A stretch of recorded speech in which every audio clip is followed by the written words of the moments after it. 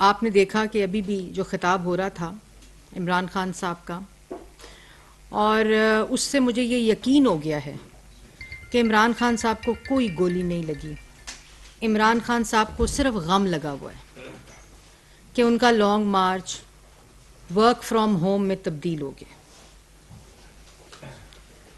और वो इस कि जिस शख्स को बीमार हो, और मैं उनकी किसी तरह भी किसी भी बीमारी का मजाक नहीं उड़ा रही। मैं सिर्फ एक सेहतमंद शख्स जो बैठकर बोहतान, इल्ज़ाम और झूठ बोलता है और सिर्फ ये कह देता है कि आज मेरा वो बयानिया जो मैं पिछले 6 माह से आवाम को बेवकूफ़ बना रहा था, हकीकी आज़ादी मार्च का मकसद मौसूफ कह रहे थे कि आवाम को समझ आ गई है। हकीकी आज़ादी मार्च का मकसद नहीं, लेकिन आपका मकसद आवाम को ज़रूर समझ आ गया है, क्योंकि इमरान खान साहब आवाम पागल नहीं है, भेड़ बकरियां नहीं है और बेवकूफ़ नहीं है। और जिस वक्त वोट ऑफ नो कॉन्फिडेंस आया, उस वक्त इमरान खान साहब ने कहा कि अमरीकी साजिश हो गई है, रजीम चेंज हो गई है, मेरे खिलाफ अमरीका ने साजिश करके एक इम्पोर्टेड हुकूमत ले आए हैं और इसके ऊपर से पाकिस्तान को से गुलामी को बचाना है और हकीकी आज़ादी दिलानी है। और आज भी जो उनका लॉन्ग मार्च, जो कि मैंने पहले कहा कि जो वर्क फ्रॉम होम में तब्दील हो गया है, उसके अंदर भी उसका उन्वान भी हकीकी आज़ादी मार्च है। और वोट ऑफ नो कॉन्फिडेंस आया, ये एक ऐसा शख्स है जो भेस बदलता है, रूप बदलता है, झूठ बोलकर। ये ऐसे भेस बदलता है, ऐसा बहरूपिया है कि झूठ बोलकर ये समझता है कि आवाम इनके झूठों में आ जाएगी। आज सबसे बड़ा सवालिया निशान इमरान खान साहब के लिए नहीं है, आज सबसे बड़ा सवालिया निशान उन लोगों पे है जो इमरान खान साहब की बात पर यकीन करते हैं। वोट ऑफ नो कॉन्फिडेंस आया, आईनी तरीके से पाकिस्तान की तारीख में पहली दफा अदम एतमाद की तहरीक आई। इनके एलाइज ने इनके खिलाफ वोट दिया, इनके पार्टी के मेंबरान ने इनके खिलाफ वोट दिया, ये जानते हुए कि हम डिस्क्वालीफाई हो सकते हैं।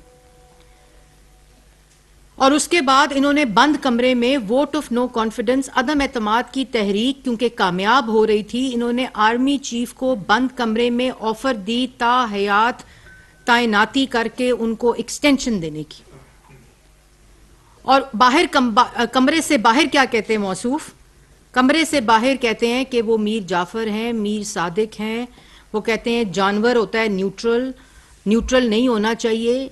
और उसके बाद जब वोट ऑफ नो कॉन्फिडेंस कामयाबी की तरफ जारी होती है, इनका स्पीकर उस वोट ऑफ नो कॉन्फिडेंस को जमा करता है।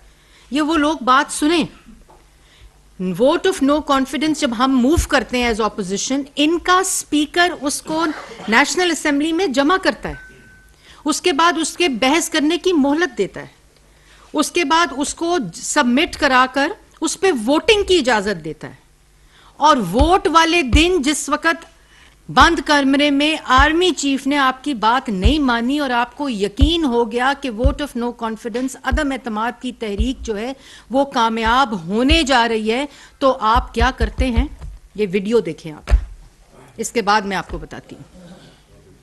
मेरे पास जो खाता है ये सबूत है, मुदाखलत की गई, साजिश की गई, बैरूनी साजिश, कोई बैरूनी हाथ भी शामिल है। वजीर आजम इमरान खान की जेरे सदारत इजलास हुआ, कोई बैरूनी साजिश नहीं हुई है। क्या बैरूने मुल्क की मदद से रजीम चेंज की जा सकती है? पाकिस्तान करारदाद में मुस्तरद डिसअलाउ करने की रूलिंग देता हुए ईमान की कार्रवाई रोक की जाती है। मैंने प्रेसिडेंट साहब को एडवाइस भेज दी है कि असेंबलियां डिसॉल्व करें।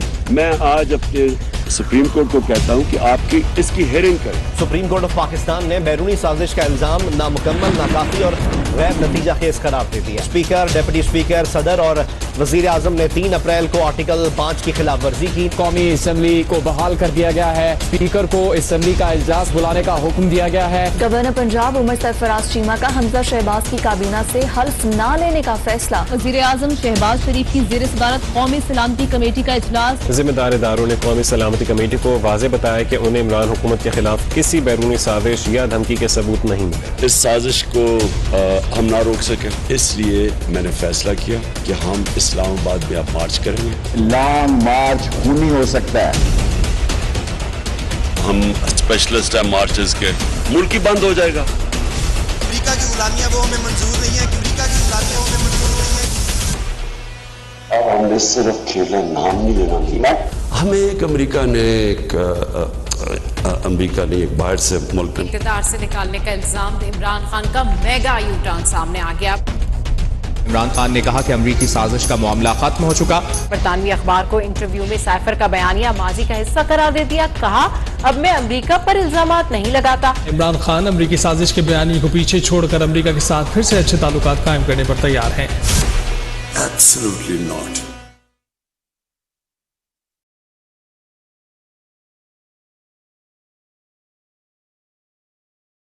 ये सारी गुफ्तगू एक ही शख्स कर रहा है और इसी बहरूपिये की बात मैं आप लोगों से कर रही थी, जो झूठ बोलकर भेस बदलता है और आवाम को और उन लोगों को जो इसकी बात सुनते हैं उनको भेड़ बकरियां, बेवकूफ और पागल समझता है। एब्सोल्युटली नॉट गुलामी, हकीकी आज़ादी। और अभी कुछ देर पहले कह रहे थे कि ये डरते हैं कि सुपर पावर इनसे नाराज ना हो जाए, और यही शख्स जिस वक्त वोट ऑफ नो कॉन्फिडेंस कामयाब होने लगती है तो कहता है मैं मुल्क बंद कर दूंगा। स्पीकर से, डिप्टी स्पीकर से आइन शिकनी कराता है। साइफर जो खत आता है खुद कहता है कि इसके साथ खेलना है। उसके बाद असेंबली तोड़ता है, सुप्रीम कोर्ट का फैसला आता है कि इन्होंने गलत असेंबली तोड़ी, इन्होंने आइन शिकनी की, स्पीकर से कराई, डिप्टी स्पीकर से कराई, वुज़रा से कराई, सिर्फ इक़्तिदार के साथ चिमटे रहने के लिए। और फिर उसके साथ 6 महीने एक मुहिम चलाता है। उस मुहिम के अंदर आर्म्ड फोर्सेस, अदालतें, मीर जाफर, मीर सादिक, जानवर, ये सारी गर्दान करता है। मुल्क को आग लगाने की बात करता है, मुल्क को तकसीम करने की बात करता है, और उसके पीछे उस साइफर के साथ मुल्की मफादात को बेचने की बात करता है कि इसके साथ खेलना है। और अभी मौसूफ फॉरेन पॉलिसी पे गुफ्तगू कर रहे थे, उसका भी मैं बताती हूँ। फॉरेन पॉलिसी का जनाजा जो निकाल कर गए हैं 4 साल, उसके ऊपर भी मैं भी आती हूँ। उसके बाद ना सिर्फ वफाक में ये करता है बल्कि पंजाब में भी यही करता है। आइन शिकनी कराता है, स्पीकर से कराता है, डिप्टी स्पीकर से कराने की कोशिश करता है, गवर्नर से कराता है, क्योंकि वोट ऑफ नो कॉन्फिडेंस जो है वो कामयाब हो रही थी। और आज जिस वक्त अमेरिका से माफिया मांगने, तरले मिनते की बातें करते हैं तो कहते हैं over and it is behind me. ये शख्स एब्सोल्युटली नॉट कहने वाला शख्स। मुझे तो तरस आता है जिन्होंने अपनी गाड़ियों पे वो स्टिकर लगाए थे एब्सोल्युटली नॉट के और हकीकी आज़ादी के, उनको तो मशवरा दे दें कि स्टिकर कौन सा लगाना है। अब इमरान खान साहब, it is not over and it is not behind us, it is in front of us and you will have to answer. It is absolutely yes now, क्योंकि आपको जवाब देना पड़ेगा। और ये तमाम बयानियां, हकीकी आजादी का शोर वो चोर मचा रहा था जिसने हरम शरीफ की जो अक्स था उसकी घड़ी कौड़ियों के दाम बेची। अवाम के सामने मदीना की रियासत बनाने की बात करते हैं, कानों के अंदर इस्लामिक टच देने की बात करते हैं, और पीछे दरवाजे से वारदातें डाल के तोशा खाना में दुकान लगाई हुई थी और वहां तोशा खाना की घड़ियों की गलत इवैल्यूएशन करके उनको खरीदे बगैर बेच के, ये घड़ी जो इन्होंने बेची इसको खरीदने के पैसे तोशा खाना में जमा नहीं कराए थे जिस वक्त ये घड़ी बेच रहे थे। हमारी घड़ी तो हमें वक्त बताती है, इमरान खान की घड़ी ने इमरान खान की औकात बताई है। और आप 38 घंटे हो गए आज अगर आपकी कानूनी मुशावरत बात, आप यूए की अदालत और यूके की अदालत क्यों जा रहे हैं? आप रसीदें दे दें। आप इतना जो वकील, वो भी पैसे जो आपने यहां से लूटे हैं वकीलों की उस पे लगाएंगे फीसों पे, तो आप एक काम करें, आप यूए की अदालत और आप यूके की अदालत क्यों जा रहे हैं? एफआईए में केस है, आज सुना है मैंने नैब में शायद केस चला गया है तोशा खाना का, और उसको भी छोड़ें। अभी आप जो वर्क फ्रॉम होम कर रहे थे टीवी स्क्रीन्स के ऊपर, वहां बैठ के दिखाएं अवाम को कि जी ये रसीदें हैं, ये मैंने घड़ी वैल्यूएशन कराई है, ये मैंने घड़ी बेची है, इस शख्स को बेची है, साथ उस शख्स को बैठाएं, मामला खत्म। क्योंकि आपने घड़ी चोरी की, क्योंकि उस वक्त आपने तोशा खाना में पैसे जमा नहीं कराए थे, आपने उमर फारूक को घड़ी बेची। आपके हैंडलर्स ने, जिनका नाम शहजाद अकबर साहब है और फरा गोगी साहिबा है, वो घड़ी लेकर गए, उन्होंने वहां उसका सौदा किया, वहां निगोशिएशन की, उसके बाद वो जो घड़ी की मालियत के पैसे जो निगोशिएट हुए आपके हैंडलर्स ने किए, उसको आप कैश की सूरत में चार्टर्ड प्लेन के जरिए पाकिस्तान मनी लॉन्डर करके आए थे, बिल्कुल उसी तरह जिस तरह आपने चंदे के पैसे मनी लॉन्डर किए फॉरेन फंडिंग के जरिए, जिसका आपने आज तक जवाब नहीं दिया। अपने पे इल्जाम लगे तो कहते हो मैं यूएई और यूके जाऊंगा, दूसरों पे झूठे इल्जाम लगाकर उनको सजाए मौत की चक्कियों में रखा, और आज जो तबसरा कर रहे थे चोर चोर का, तो 4 साल आपकी हुकूमत थी, आपने इन सबको जेलों में डाला था। आपने ना सिर्फ शहबाज शरीफ, नवाज शरीफ, मरियम नवाज, बल्कि मुस्लिम लीग नून की क़यादत, पीपल्स पार्टी की क़यादत, सबको जेलों में डाला, उनके बच्चों को जेलों में डाला, उनकी बेटियों को जेलों में डाला, उनकी बहनों को जेलों में डाला, 40-40 साल का हिसाब मांगा, और आपके ही दौर ने अदालतों ने उनको बेल्स दी, आपके अपने दौर में। क्योंकि नैब, आप अभी कह रहे थे नैब मेरे पास नहीं, आपके पास नैब नहीं था, आपके पास नैब की वीडियो थी जिसको आपने ब्लैकमेल किया था, और उसके जरिए भी पूरी रियासती ताकत को इस्तेमाल किया। यहां एसिड रिकवरी यूनिट को बनाया वो शहजाद अकबर साहब की सरबराही ने, जिन्होंने एसिड मेकिंग मशीन बनाया वजीर आजम हाउस को। आप इल्जाम किस शक्ल और किस मुंह से लगाते हैं? आपने 40-40 साल के हिसाब लिए हैं, एफआईए ने लिए, नैब ने लिए, लोगों ने अपनी रसीदें दी हैं। आपकी तरह रसीदों के बदले धमकियां, गालियां, बोहतानबाजी और इल्जाम तराशी नहीं की। आज आप किसके ऊपर इल्जाम लगा रहे हैं? जिनको जेलों में रखा था, जिन पे केसेस झूठे बनाए थे, उन्होंने तो उस वक्त नहीं कहा था कि हम जेल नहीं जाते, हम हिसाब नहीं देते। और उसके बाद 4 साल, अभी कह रहे थे इंसाफ अगर सस्ता होगा तो अवाम खुशहाल होगी। जो सस्ता इंसाफ और इंसाफ की बात कर रहा है, 4 साल हुकूमत में था, और अभी भी 10 साल से खैबर पख्तूनख्वा की हुकूमत इनके पास है, जहां एहतसाब कमीशन 10 साल से बंद है।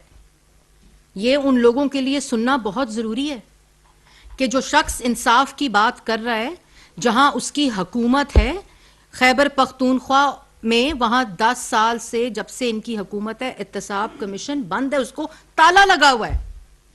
पंजाब के अंदर आपकी हुकूमत है, दे इंसाफ लोगों को। वहां आप कहते हैं कि मैं प्राइवेट अस्पताल से मेडिकल लीगल कराऊंगा और मेरी एफआईआर मेरी मर्जी से मेरे नामों के मुताबिक काटी जाए, तो फिर पंजाब के और पाकिस्तान के हर ये हक हासिल होना चाहिए कि वो किसी भी अस्पताल से मेडिकल लीगल कराए, और उसके पास भी ये इख्तियार होना चाहिए कि जिस शख्स का वो नाम ले, उस शख्स का नाम सबूत के बगैर उस एफआईआर में दर्ज होना चाहिए। पंजाब में आपकी हुकूमत है, खैबर पख्तून में आपकी हुकूमत है। लाएं कानून में तरमीम और दें ये हक सब पाकिस्तान के शहरियों को, तब बात करें कि इंसाफ जब होता है तो अवाम खुशहाल होती है। आज आप ये समझें कि आपकी मंशा, आपकी ताकत, आपकी जिद, आपका तकब्बुर हो और आपकी मर्जी पे कानून चले, ऐसा नहीं हो सकता। और आप कहते हैं कि जिस शख्स का मैं नाम लूं, जिन जिन को मैं अपने कत्ल के मुकदमे में नामजद करूं, उसकी एफआईआर कट जाए। क्यों? आप सबूत लाएं। अब अपने ऊपर इल्जाम आए, अपने ऊपर सबूत आए, तो मैं यूएई और यूके जाके हिसाब कराऊंगा। वो भी 38 घंटे हो गए, ऐलान नहीं हुआ अभी तक कि किस अदालत में जाना है। शहबाज शरीफ ने आप पे हद तक इज्जत का डेफेमेशन का सूट किया हुआ है। 6 साल हो गए अदालत में पेश नहीं होते। इमरान खान साहब, आप किस मुंह से आप लोगों पे डेफेमेशन का केस करेंगे? बात मुख्तसर है। तोशा खाना से घड़ी चोरी की, उसको वैल्यूएट कराया सस्ता, गलत पॉलिसी के तहत उसको पैसे जमा कराए बगैर बेचने भेज दिया फराह गोगी के हैंडलर 1 के हाथ। हैंडलर 2 बैठकर फोनों के ऊपर निगोशिएट कर रहा था घड़ी के बारे में। वहां घड़ी बेची और उस घड़ी को बेचकर कैश पैसे लेकर आए जो कि डिक्लेयर नहीं किए, और उसके बाद कहते हैं मैंने तो कितने की बेच दी थी, 5 करोड़ की, इस्लामाबाद में लिखी हुई दरखास्त के साथ। मतलब मौसूफ ये कह रहे हैं मैंने घड़ी बेच दी है, उसकी रसीद नकली बनवा ली है। तो वो जो वहां की उमर फारूक के हाथ में घड़ी है वो कहां से आई है जी? वो घड़ी पूरी दुनिया में एक घड़ी है जो कि इनको बतौर वजीर आजम मिली थी। और आप किस मुंह से ये कहते हैं कि मेरी हुकूमत आए? अब इनकी हुकूमत आए तो ये शक्ल वजीर आजम की कुर्सी पर बैठी हो तो इन पे किस हेड ऑफ द स्टेट ने यकीन करना है और इनके ऊपर किसने इनसे बात करनी है? और फॉरेन पॉलिसी की बात करते हैं। फॉरेन पॉलिसी, जिस जगह जाते हैं, जिस जगह वजीर आजम गए हैं पिछले 6 महीने के अंदर, शहबाज शरीफ साहब, इनके घटियापन की दास्तानें सुनाई जाती हैं। ये जो घड़ी चोरी की दास्तान है, इससे मजीद घटिया बातें सुनाई जाती हैं। इन्होंने मुल्की मफाद बेचे हैं, इन्होंने मुल्क की तज़हीक कराई है, इन्होंने जितने प्रोजेक्ट सीपैक के थे वो बंद कराकर, इन्होंने जो यहां कंपनीज थी चाइनीज, उन कंपनीज का कारोबार बंद करा के उसके ऊपर दुकान लगाने की कोशिश की।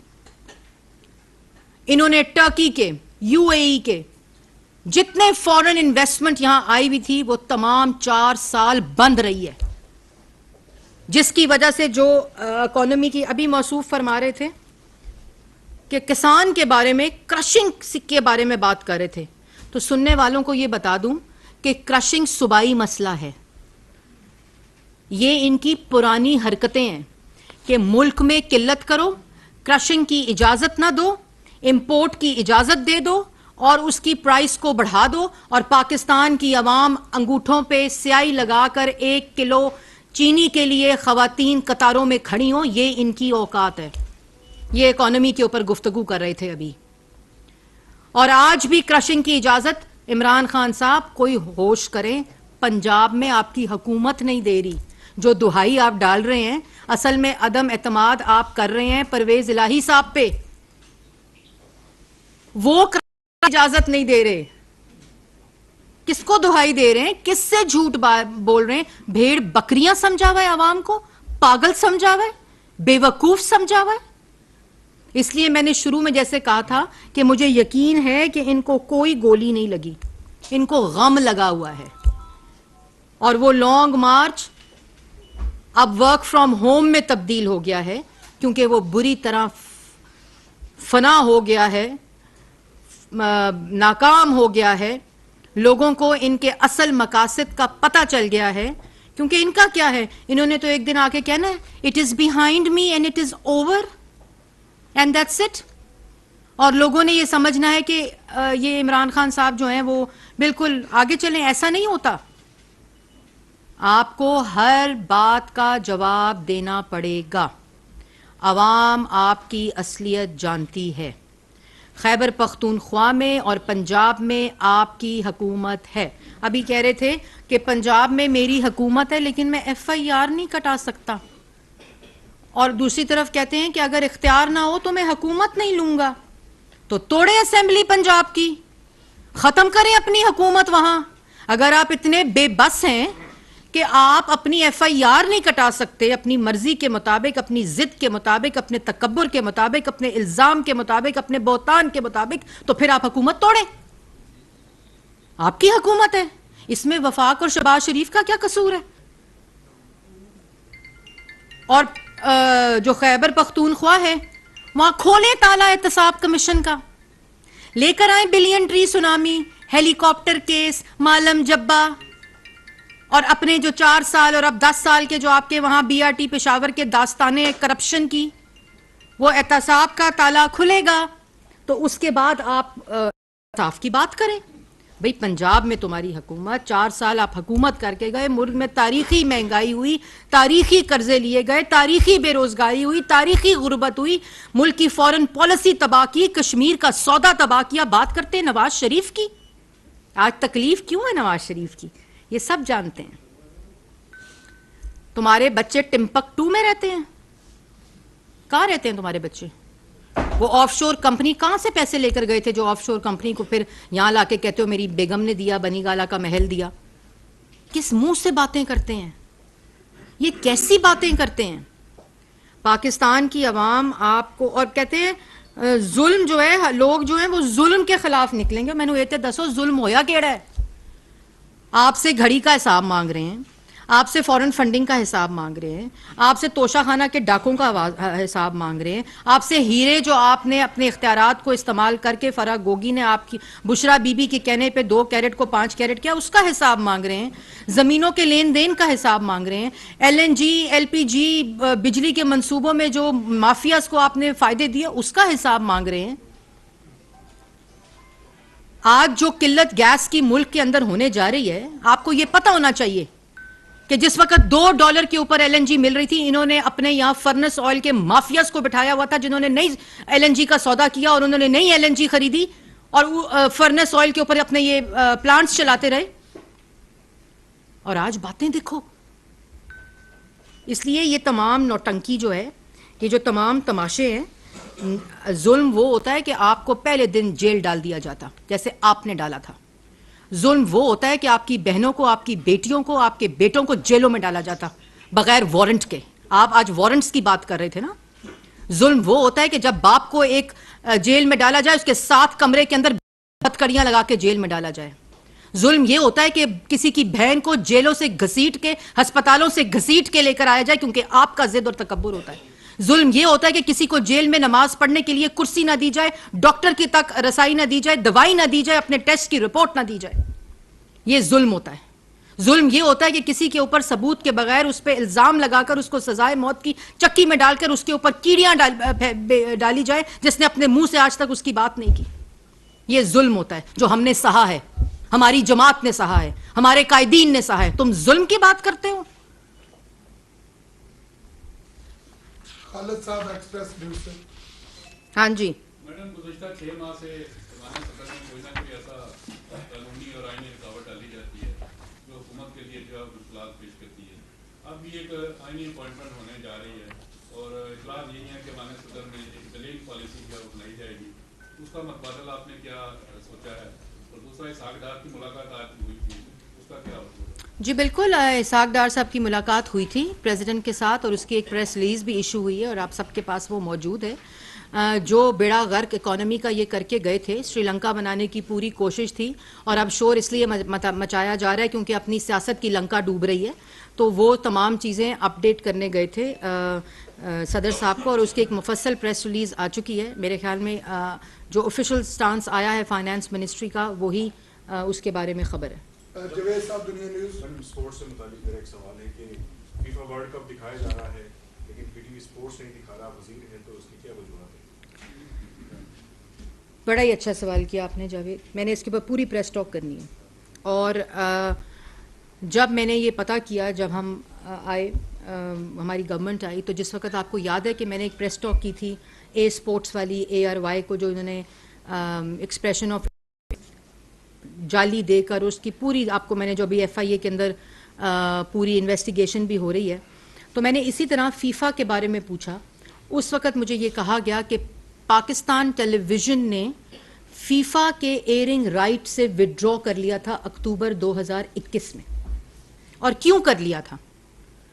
क्योंकि वो जो बगल बच्चा ए स्पोर्ट्स बनाया गया था उसको राइट्स देने के लिए एक्सक्लूसिव MD PTV ने और जो वजारत थी, क्योंकि वजारत बोर्ड में होती है, उन सब ने ये फैसला किया पीटीवी ने कि अपने फीफा के airing FIFA World Cup which is इस वक्त वो पूरी दुनिया का एक महवर बना हुआ है खेल के मैदान के अंदर, और उसको एक चैनल को, जिस चैनल को उस एक्सप्रेशन ऑफ इंटरेस्ट के बाद लाइसेंस दिया पेमरा ने, जब ये एक्सप्रेशन ऑफ इंटरेस्ट दे चुके थे वो चैनल भी मौजूद नहीं था, उसकी खातिर, उसके बिजनेस की खातिर विड्रॉ किया गया। पीटीवी ने खुद विड्रॉ किया फीफा की एयरिंग से। ये जुल्म हुआ है इस इदारे के साथ। और अब हम जो फीफा की एडमिनिस्ट्रेशन है, पिछले 4-5 महीने से हम लोग उनके साथ नेगोशिएशन में हैं, बहुत करीब आ गई है। इंशाल्लाह हमारी पूरी कोशिश है, क्योंकि खाली बिजनेस नहीं बल्कि बिजनेस तो अपनी जगह पे है जो पाकिस्तान टेलीविज़न के लिए ऑफ कोर्स आएगा, लेकिन जो ये स्पोर्ट्स के शायकीन हैं, लोग हैं, पाकिस्तान की आवाम है, उनके लिए बहुत ज़रूरी है कि पाकिस्तान टेलीविज़न जो है वो ये राइट्स वापस ले और फीफा वर्ल्ड कप को दिखाने के लिए हम उनके साथ बातचीत करें। मुझे उम्मीद है, कोशिश पूरी है कि हम इंशाल्लाह कामयाब हो जाएंगे। उस्मान खान सभा से मैडम 5 रोज हो गए हैं, 5-6 दिन हो गए हैं वज़ीर आज़म साहब को कोविड हुआ था, और उसके बाद ये बता दें कि कौन को टेस्ट नेगेटिव आ गया, वो मुकम्मल तौर पर सही हो गए हैं, और जो सियासी मुशावरत जहादी का करनी थी वो अभी होगी या वो मुकम्मल होगी या जो है? जी मेरे ख्याल में ये वाहिद मसला है जिसका फैसला सड़क के ऊपर गाली देकर, नारे लगाकर, बहतानबाजी कर कर, इल्ज़ाम तराशी कर कर नहीं होना। ये कानून के मुताबिक वज़ीर आज़म पाकिस्तान शहबाज शरीफ साहब का इस वक्त इस्तेकाक है, और उन्होंने ही आइनी फरीज़ा अंजाम देते हुए ये तकरीर करनी है। और अभी भी मौसूफ जो तकरीर कर रहे थे वो इसको सियासत की नज़र कर रहे थे, और पता नहीं क्या मेरिट पे नहीं होगा, पैसे दे दिए माजी में चीफ़ ऑफ आर्मी स्टाफ को। मतलब इनको ये नहीं पता कि चीफ़ ऑफ आर्मी स्टाफ की जो सेंसिटिव हसास पोजीशनिंग है, जो आर्म्ड फोर्सेस के हेड हैं, उनके बारे में इस तरह, और ये इसलिए करते हैं। आपको याद है कि पिछली दफ़ा जब इस तरह की गुफ्तगू हुई थी तो शादियाने कहाँ बजे थे? हिंदुस्तान में बजे थे।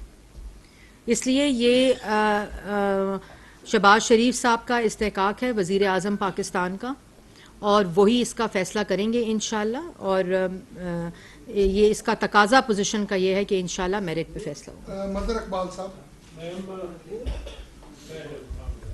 क्या हाल है आपका?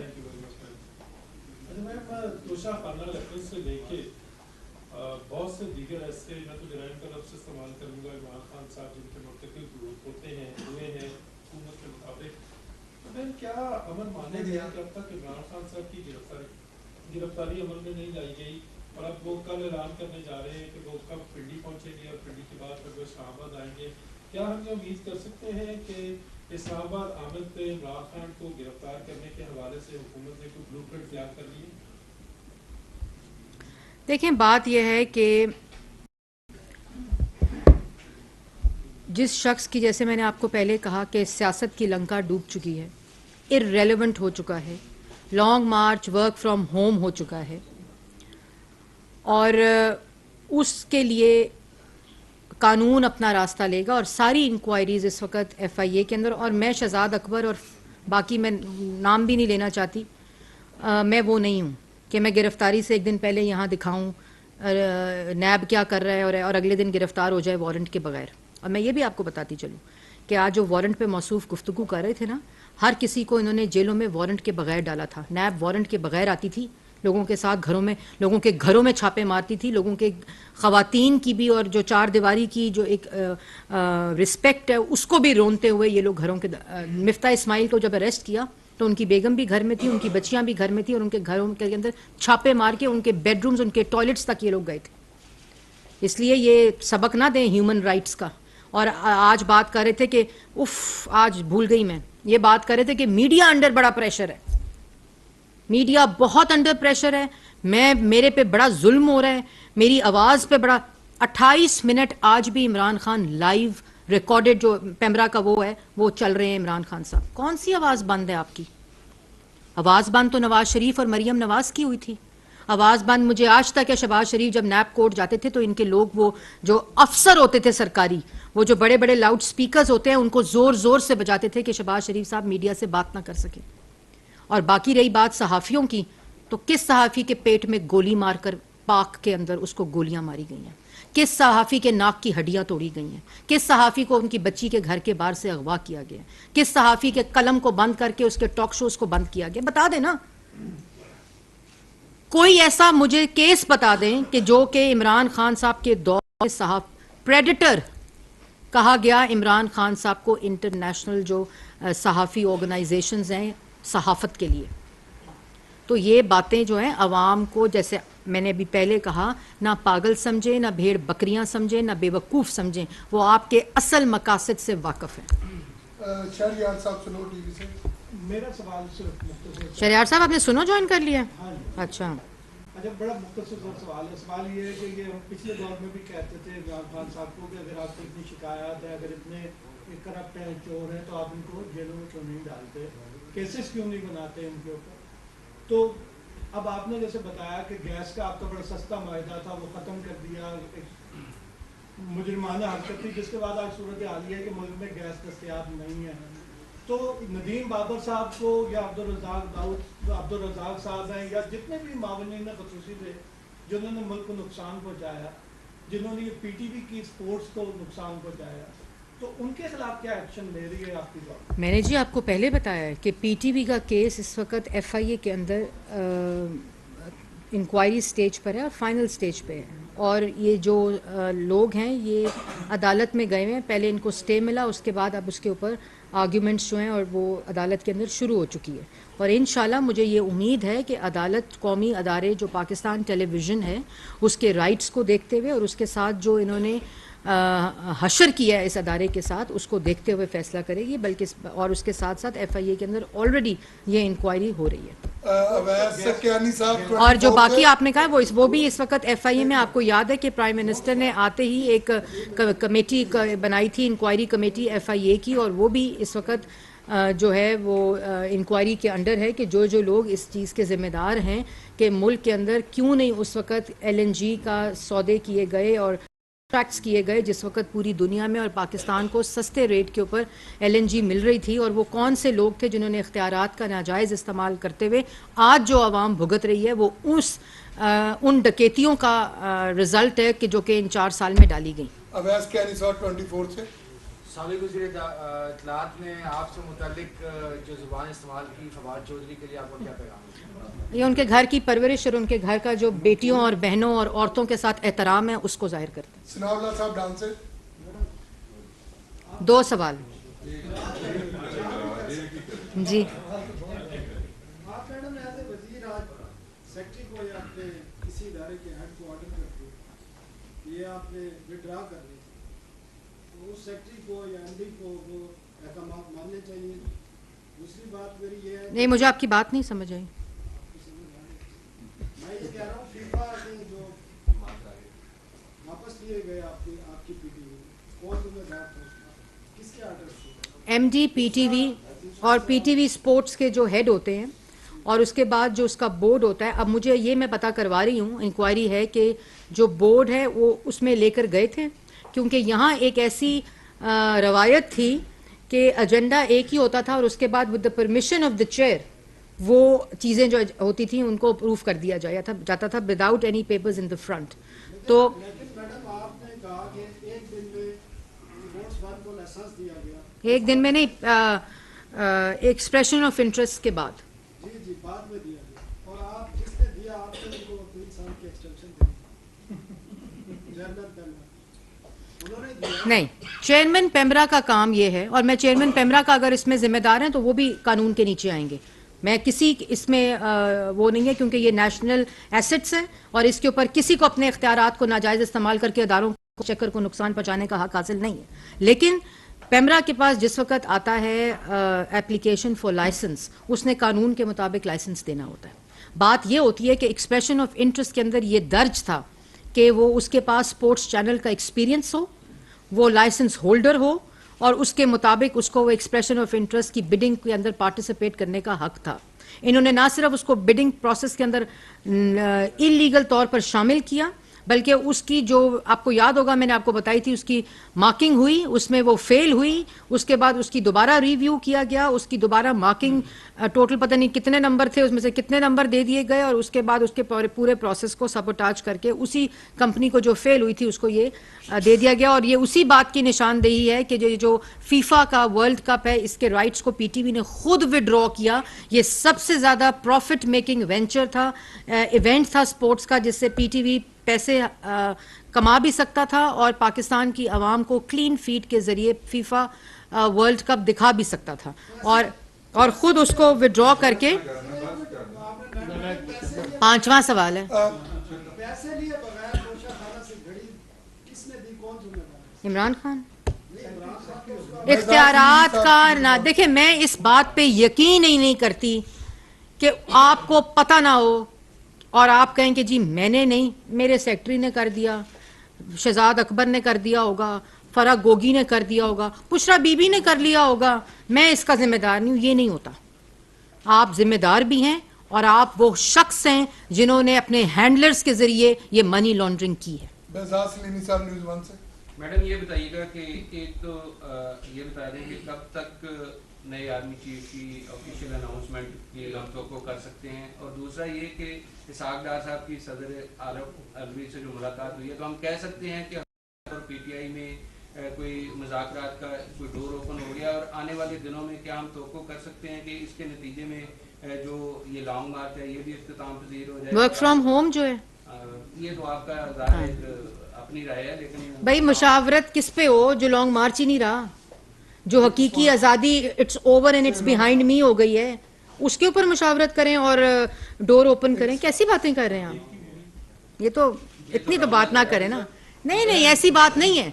जो लोगों पे इल्ज़ाम लगाए, जो लोगों पे बोहतान लगाए, जो 4 साल हम लोगों ने फैटफ के अंदर और दूसरी चीज़ों के अंदर दहशत गर्दी के ख़िलाफ़ इन लोगों को पार्लियामेंट के अंदर उस वक़्त जिस वक़्त इन्होंने हमें जेलों में डाला हुआ था, हमने मुल्क की खातिर इन चीज़ों के ऊपर इनका साथ दिया क्योंकि वो मुल्क के बारे में बात वो थी।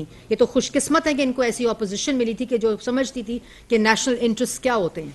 उस वक़्त हमने और बाहर निकल के जहाँ ये बिल पास होते थे और बाहर निकल के तकरीरें करते थे कि अपोजिशन हमसे एनआरओ मांग रही है, एनआरओ उस वक़्त मांग रही है जिस वक़्त वो खुद जेलों के अंदर है। ये है इनकी असल चेहरे।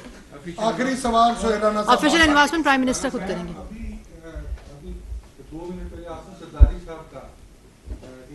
जी मैंने देखा है।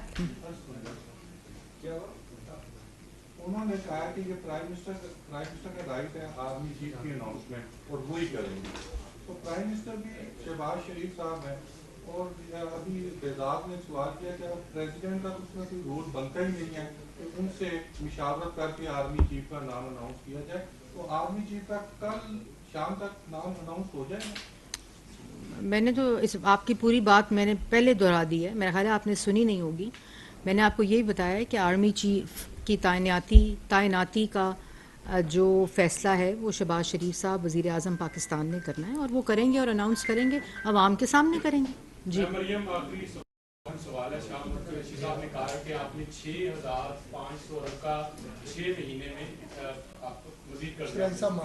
दूसरा मतलब है कि 1 करोड़ 20 लाख लोगों को आपने बेरोजगार कर दिया है और साथ ही इमरान खान ने फिर जहाद की बात की है। इस वो अपने वक्त की बात कर रहे होंगे, अपने 4 साल के इंडिकेटर्स इकोनॉमिक बता रहे होंगे। जो 4 साल इमरान खान साहब थे उस वक्त जो कर्जे लिए गए वो 75 साल तारीख़ में इतने कर्जे नहीं लिए गए जो 4 साल के अंदर इमरान खान साहब की हुकूमत ने लिए। इन्फ्लेशन जिस वक्त हम छोड़ के गए उस वक्त 3% के ऊपर थी और खाने पीने की चीज़ों में 2.3% थी और जिस वक्त हम आए तो 18% इन्फ्लेशन थी। इसी तरह जो पॉवर्टी है वो आपके पास सामने डेटा है, 80 लाख लोग जो थे वो बेरोज़गार हुए और 1 करोड़ 20 या 25 लाख से ज़्यादा लोग जो हैं वो पॉवर्टी लाइन से ख़ते गुर्बत की लकीर से नीचे गए। तो ये तमाम इंडिकेटर्स मेरे ख्याल में वो अपनी हुकूमत के वक्त के बता रहे थे। जी जहाद उस शख्स के लिए करेंगे लोग पिंडी के अंदर जो हरम शरीफ के अक्स वाली घड़ी बेच देगा। वफाकी वज़ीर इत्तलात और नशरियात मरियम औरंगज़ेब इस्लामाबाद में प्रेस कॉन्फ्रेंस कर रही थीं। उन्होंने कहा कि इमरान खान के खिताब से यकीन हो गया और जिस तरह की हरासमेंट ख़वातीन जर्नलिस्ट और जर्नलिस्ट के बारे में इस वक्त भी हो रही है। आप देखा है आपने कि जब से घड़ी चोर की जो दास्तान अवाम के सामने आई है तो हर सहाफ़ी जो उसके बारे में बात कर रहा है वो ज़ेरे अताब है इमरान खान साहब के। तो ये एक माइंड सेट है, एक रवैया है, वो भी जमात का मसला नहीं है, वो भी उस शख्स का मसला है जो उसको हेड कर रहा है। Thank you ma'am. वज़ीर इत्तलात और नशियात मरियम और इस्लामाबाद में न्यूज़ कॉन्फ्रेंस